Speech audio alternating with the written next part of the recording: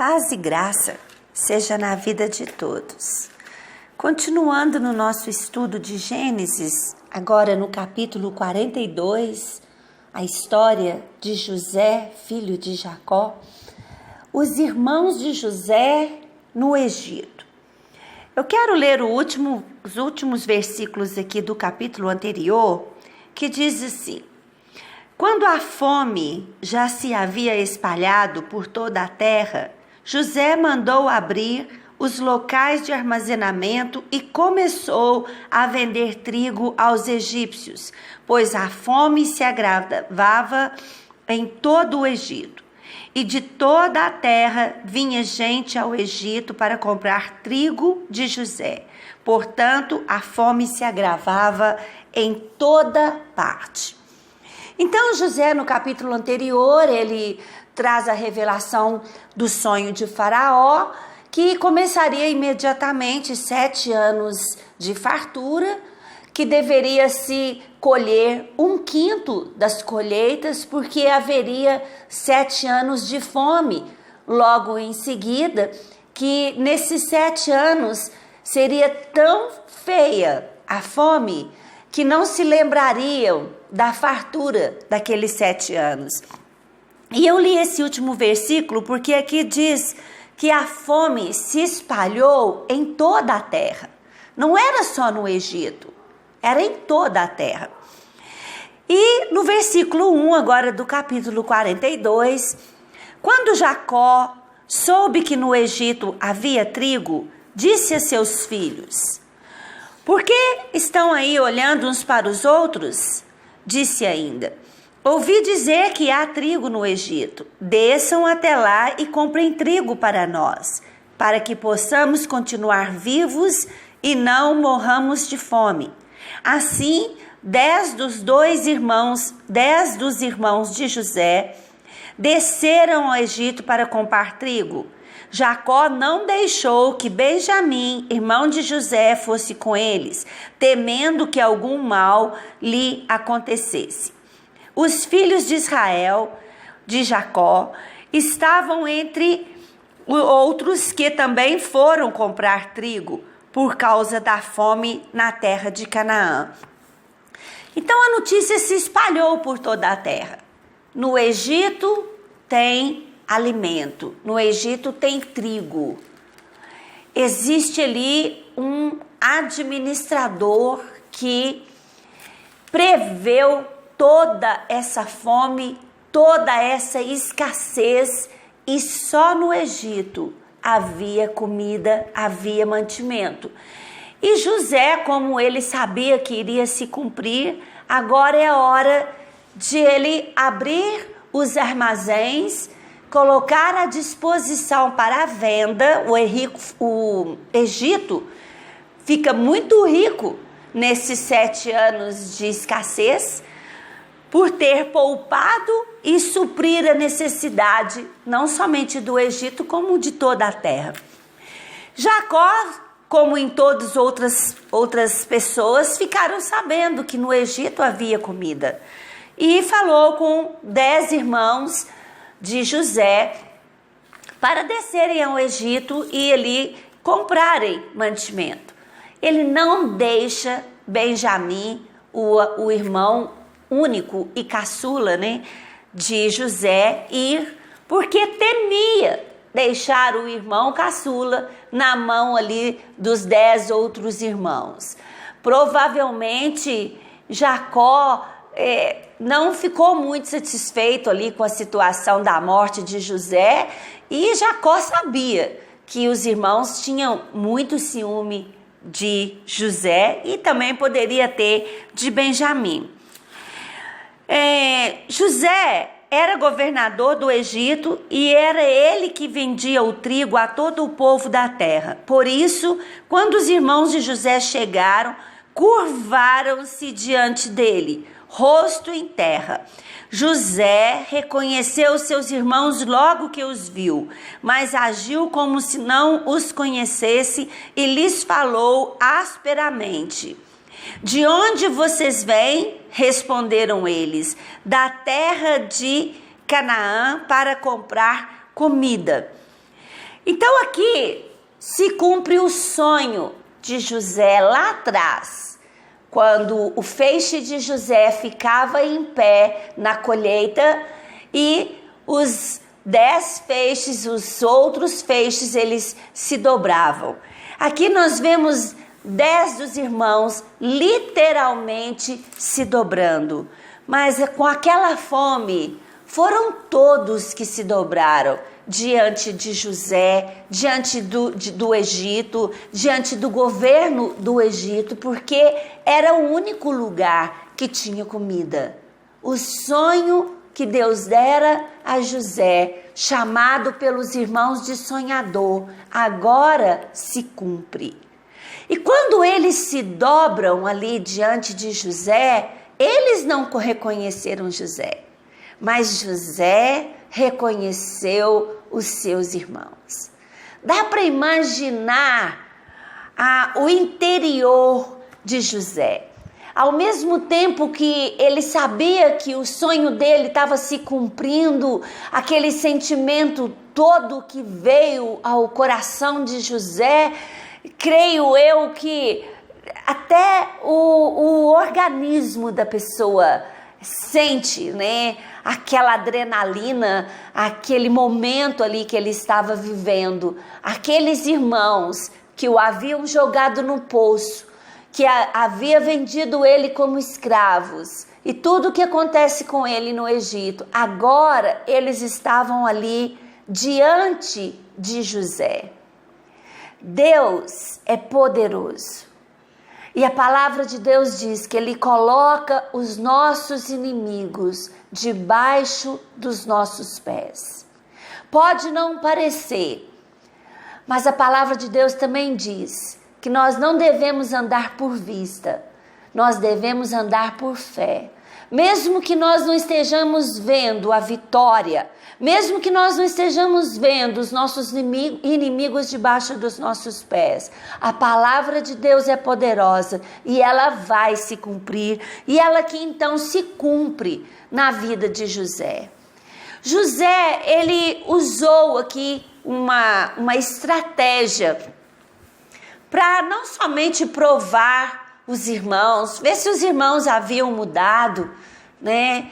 Mas para fazer também ali uma prova naquele momento, naquela situação. José percebeu que eles não o haviam reconhecido. José estava ali agora cerca de 20 anos mais velho, quando com 17 anos ele é vendido para o Egito. Foram cerca de 13 anos na prisão, na casa de Potifar, e mais de 7 anos, que passaram 7 anos da fartura, mais de 7 anos. Então se passaram mais de 20 anos um pouco, ele já estaria ali com os seus 30 e poucos anos. Eles não o reconheceram. José de barba feita, de vestes egípcias, de colares e tudo que tinha de vestimenta egípcia. E outra coisa também, nós vamos ver que José, ele usa intérprete. Isso quer dizer que os irmãos se convenceram que aquele homem era egípcio. Não que eles também estivessem procurando outra coisa. Eles não estavam ali procurando José. Estavam ali procurando comida para comprar. Mas se ele falasse a língua deles, talvez eles iam desconfiar.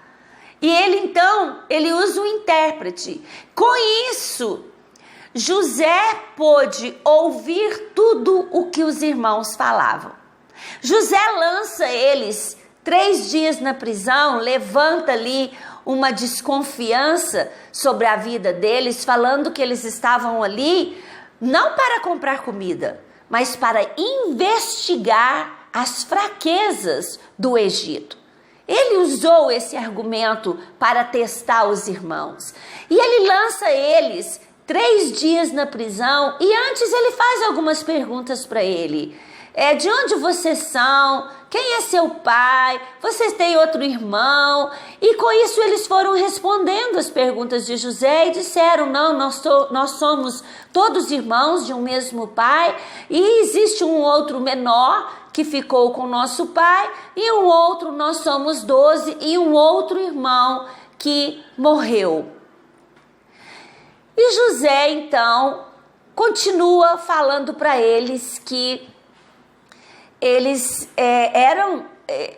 estavam ali para investigar o Egito, lança eles na prisão e fala com eles, vocês só vão sair daqui se forem até o pai de vocês e trouxerem o irmão menor, aí sim eu acreditarei em vocês, acreditarei que vocês não são traidores. E assim eles fizeram. E José também, ele manda alimento para suprir a necessidade ali do pai e da família. E algo também muito estranho acontece. Porque no saco ali de alimento de cada um daqueles irmãos, havia o dinheiro que eles teriam entregado para comprar aquele alimento. Eles ficaram muito preocupados. Chegaram na casa do pai, contaram tudo para o pai, explicaram toda a situação. O pai o questionam, por que vocês foram falar que tinha outro irmão? Então, eles falam, olha, só se nós levarmos Benjamim, o nosso outro irmão será liberto da prisão. Mas Jacó termina esse capítulo e Jacó, com toda a conversa dos seus filhos, não permite até o final desse capítulo que os irmãos levem Benjamim até José, para que a estratégia de José de também estar revendo seu irmão caçula, né? Desce ali aquele retorno, termina o capítulo aqui a partir do 33. Então o homem que governava aquele país nos disse, aqueles contando para o pai, vejamos se vocês são honestos. Um dos seus irmãos ficará aqui comigo e os outros poderão voltar e levar mantimento para matar a fome das suas famílias. Tragam-me, porém, o seu irmão caçula, para que eu comprove que vocês não são espiões, mas sim homens honestos. Então lhes devolverei o irmão e os autorizarei a fazer negócios nessa terra. Ao esvaziarem as bagagens, dentro da bagagem de cada um estava sua bolsa cheia de prata. Quando eles e seu pai viram as bolsas cheias de prata, ficaram com muito medo. E disse-lhe seu pai Jacó, vocês estão tirando meus filhos de mim. Já fiquei sem José, agora sem Simeão e ainda querem levar Benjamim. Tudo está contra mim. Então Rúben disse ao seu pai, podes matar meus 2 filhos, se eu não o trouxer de volta.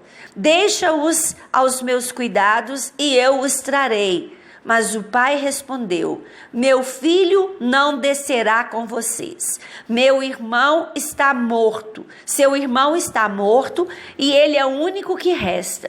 Se qualquer mal lhe acontecer na viagem que estão por fazer, vocês farão estes meus cabelos brancos descerem à sepultura com a tristeza.